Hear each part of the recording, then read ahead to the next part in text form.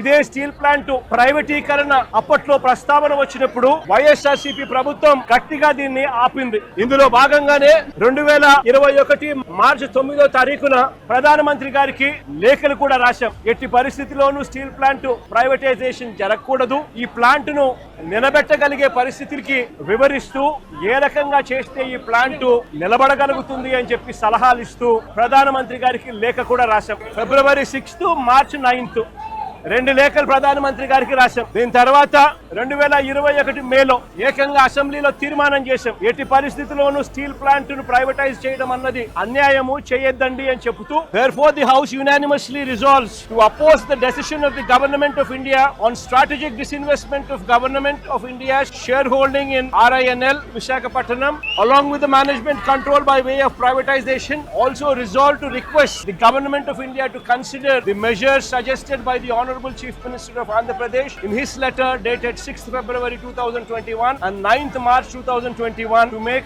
RINL profitable and remain the pride of Telugu people and the state of Andhra Pradesh. Privatization nu addukogaligam, aapagaligam, employees కు తోడుగా నిలబడగలిగాం.